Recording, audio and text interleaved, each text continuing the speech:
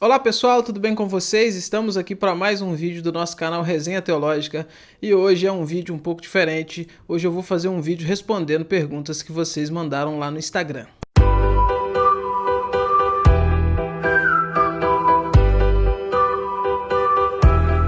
E desde já eu já quero avisar duas coisas. Primeiro, eu tô gravando num horário atípico, não é um horário que eu costumo gravar.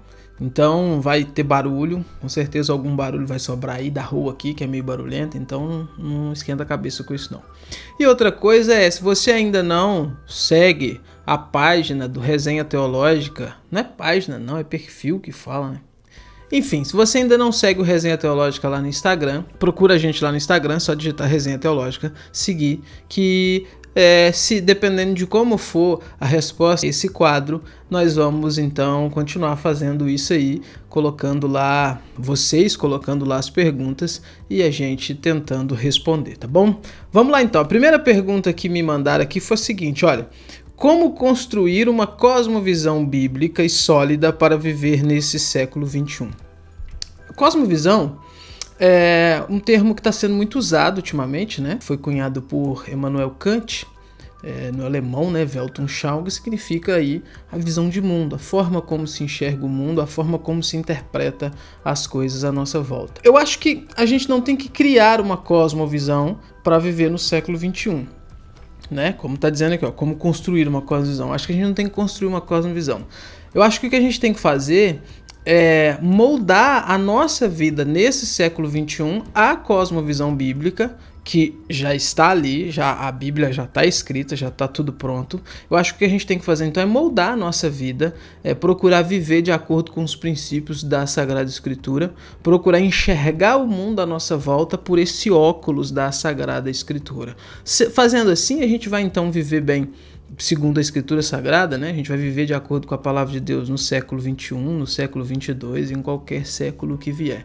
Sempre tendo a Palavra de Deus acima de todas as coisas, sempre observando a Palavra de Deus, aprendendo a dialogar com o mundo à nossa volta, com a nossa época, com a nossa cultura, obviamente, mas tendo a Palavra de Deus como primazia. Às vezes a gente se preocupa e o nosso foco ele é o inverso, né? É como colocar esse mundo dentro da visão bíblica. E na realidade não é isso, é como ver esse mundo através da visão bíblica e como viver neste mundo de uma forma bíblica. Se você tem esse pensamento, se você parte disso então, a Bíblia já está aí. O que a Bíblia tem que mostrar, ela já mostra. O que a Bíblia tem que dizer, ela já diz. É só seguir, é só acompanhar. Tem livros muito bons sobre cosmovisão. Tem um livro do David Neagle, da editora Monergismo, que ele vai te contar a história da cosmovisão. Tem o livro do Heber Campos Jr., muito bom também, sobre cosmovisão. São livros que então te ajudam a contextualizar, a se contextualizar. Eu acho muito bom esses livros. Vamos lá, segunda pergunta. Qual livro mais te influenciou? Obviamente a Bíblia Sagrada. Mas eu sei que quando as pessoas fazem essa pergunta, elas querem saber qual livro sem ser a Bíblia. Assim, sem ser a Bíblia, eu não posso dizer que teve algum livro que mais me influenciou. Eu tive durante a minha caminhada aí vários livros que muito me influenciaram, vários livros que foram muito bons, que me ajudaram bastante. Mas não tem como eu falar o nome de um só não. Eu acho que depende do tema, depende do momento, depende do que aquilo me trouxe, né? Mas ainda assim, se eu tivesse que falar um nome, então, eu diria que foi, por incrível que pareça, a sistemática do Berkhof, que foi com a sistemática do Berkhof que eu passei então a ter uma visão diferenciada de doutrina bíblica, a ter uma infusão aí na veia de doutrina bíblica verdadeiramente, nada muito raso, né, como eu tinha antes. Então mudou totalmente meu paradigma, tanto que eu mudei de denominação, enfim, mudei de visão depois dessa sistemática. Talvez se eu fosse citar um nome seria esse. Qual deve ser a minha prioridade? Estudar a Bíblia ou orar? Isso aqui tem uma frase que se atribui ao Tozer, né? Que dizem que perguntaram isso para o Tozer e o Tozer respondeu o seguinte: qual que é mais importante para um pássaro, a asa esquerda ou a asa direita? É óbvio que as duas. Eu acho que, pensando em prioridade, a gente precisa sim tirar tempo para orar e para ler a Bíblia?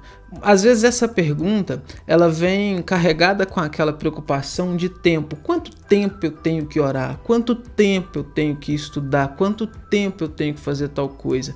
E olha, eu não acho que a gente pode classificar essas coisas como tempo. Então, quanto tempo eu tenho que orar? Às vezes a gente se sente um lixo, né? Quando a gente vai ler aquelas biografias daqueles homens e a gente vê lá que Spurgeon orava 6 horas por dia, um exemplo. Eu nem sei se Spurgeon orava isso tudo.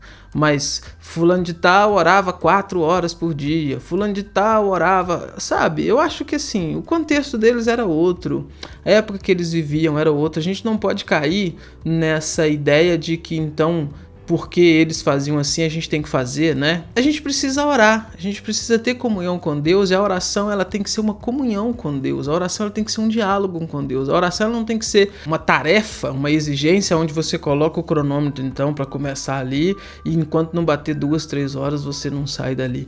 Pega os exemplos de orações bíblicas. Se você pegar os exemplos de orações bíblicas, não são orações de horas, né? São orações curtas.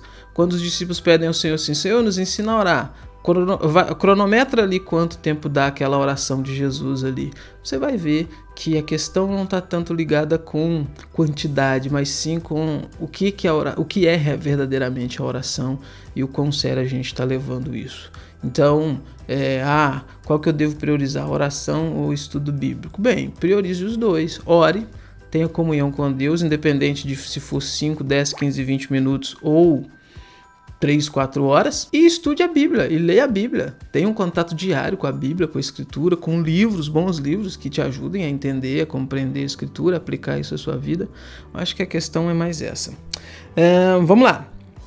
Próxima pergunta aqui. Qual foi a sua tese de conclusão do seminário? Eu faço no Martin Bucer. Eu também faço no Martin Bucer. Além de estudar no Martin Bucer, eu trabalho também no Martin Bucer.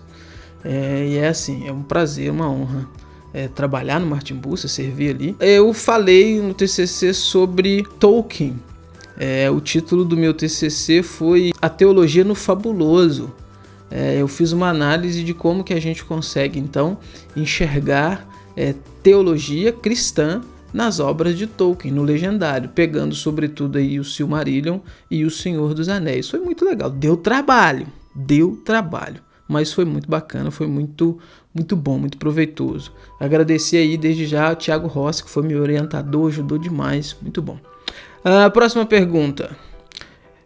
Paz, o que seria o tão falado centro da vontade de Deus? Abraço. Olha, irmãos, isso aqui é interessante. Eu acho que quando as pessoas falam sobre o centro da vontade de Deus, não é uma questão geográfica, né? É mais uma questão assim de fazer realmente a vontade de Deus. E eu diria que se a sua preocupação é realmente fazer a vontade de Deus, é realmente estar numa posição não geográfica, mas numa posição de vida, de que você realmente está servindo a Deus, você deve ter a Bíblia como seu fundamento. Se você está obedecendo a palavra de Deus, você está buscando seguir os mandamentos, os ensinamentos bíblicos, se você está buscando fugir do pecado, se você está buscando se aproximar mais de Deus, você está sim fazendo a vontade de Deus, e principalmente quando você reconhece que por suas próprias forças você não consegue, e aí então você recorre a Deus pedindo perdão, pedindo graça e pedindo ajuda. É esse que é estar no centro da vontade de Deus. Próxima pergunta: supralapsarianismo ou infralapsarianismo? Qual ponto faz mais sentido? Olha, eu não vou entrar em detalhes, porque vocês sabem que essa discussão aqui ela é centenária. Para mim, o ponto que faz mais sentido é o infralapsarianismo. Do que a gente está falando, né? Infralapsarianismo e supralapsarianismo diz respeito aos decretos de Deus, a ordem do decreto aí. Qual decreto veio primeiro? Se foi o decreto, se Deus decretou primeiro a queda para depois decretar a eleição, para depois eleger, ou se ele elegeu primeiro para depois decretar a queda. Eu acho que o infralapsarianismo faz mais sentido, que é a visão que entende que Deus primeiro decreta a queda e depois elege. Mas ainda assim não é uma questão assim tão simples, requer muita leitura. O que eu te aconselho a fazer é sistemática, meu irmão. Cai para dentro das sistemáticas. Sistemática aí do Berkhoff, do Franklin, do Horton, dogmática do Bavinck, cai para dentro e vai lendo para te ajudar nessas questões aí, mas não é uma questão tão simplória. E de novo, você vai ler, você vai escolher ali um lado e assim, acho que não vai resolver muita coisa. Vamos lá. Próxima pergunta. Se a primeira igreja fundada por Pedro e Paulo foi a de Antioquia, por que o bispo de Roma é papa? É treta, né? Como eu coloquei na figurinha lá, é treta. Olha, gente, a possibilidade é que a igreja de Roma foi fundada por crentes que estiveram ali no dia de Pentecostes e que eram romanos e quando foram para lá fundar aquela igreja. E essa questão do bispo de Roma, de papa, isso é coisa bem depois, bem posterior à igreja primitiva, bem posterior ao período dos apóstolos, enfim. Eu vou fazer um vídeo somente sobre isso. Fazer um vídeo só sobre isso para aprofundar um pouquinho mais nessa treta aí. Próxima pergunta. Quando um não salvo morre, como confortar a família? Olha, gente, eu achei interessante essa pergunta. Veja bem, eu acho que a gente já parte de uma preocupação equivocada. Por que eu digo isso? Não cabe a nós, principalmente no momento da morte de alguém, ficar especulando, falando ali sobre a questão do destino eterno daquela pessoa que morreu. Porque não adianta nada. Não adianta nada. Você pode estar certo, ainda que você esteja certo, que a pessoa realmente então não é uma pessoa não salva, enfim. Mas isso não vai resolver nada. O ponto é confortar os familiares. E o conforto é apresentar Cristo. Apresentar Cristo, que é o Senhor, que é o Senhor que traz a ressurreição e traz a vida. E nesse sentido, não ressurreição plena ou física para aquele que morreu, obviamente, mas o conceito bíblico de ressurreição, que é o conceito bíblico de vida eterna, de ressurreição no final com o Senhor, mas apresentar isso para aqueles que estão vivos, para aqueles que ainda então, existe ali para eles então a possibilidade de arrependimento, de mudança de vida, de se achegar ao Senhor Jesus, se arrepender dos seus pecados e aí sim participar então dessa ressurreição e dessa eternidade com o Senhor. Não é um momento para a gente ficar fazendo teologia, sabe, no momento da morte ali. É confortar. E confortar como, né? Confortar como? Às vezes as pessoas têm muitas dúvidas. Olha, a sua presença, principalmente se for alguém próximo, a sua presença, o fato de você estar ali, o fato de você chegar, a pessoa ver que você